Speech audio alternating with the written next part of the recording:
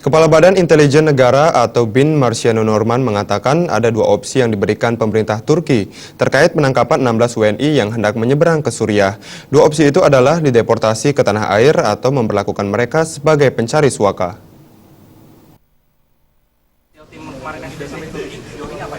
Hasil yang di Turki. Kepala Badan Intelijen Negara atau BIN Marciano Norman membenarkan pemerintah Turki telah menawarkan dua opsi kepada pemerintah Indonesia terkait penangkapan 16 WNI yang hendak menyeberang ke Suriah. Dua opsi itu adalah dideportasi ke tanah air atau memperlakukan mereka sebagai pencari suaka untuk ditawarkan ke negara lain.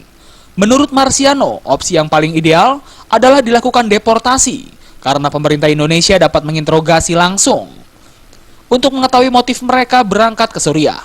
Namun di lain sisi pemerintah Indonesia harus menanggung kebutuhan hidup mereka karena harta bendanya sudah habis terjual untuk mencari hidup yang lebih baik di negara lain. Bagus untuk kita ya mungkin dideportasi ke sini sehingga kita bisa kembangkan. Tetapi seperti penjelasan-penjelasan yang telah diberikan terdahulu bahwa memang ada yang mereka sudah menjual segalanya di sini untuk mencari kehidupan yang lebih baik di negara lain. Marciano menyebut ada dua kelompok WNI yang memutuskan pergi ke negara-negara di Timur Tengah. Kelompok pertama pergi karena ingin bergabung dengan kelompok radikal, sedangkan kelompok kedua karena alasan ekonomi. Dari Jakarta, Rifan Alfi.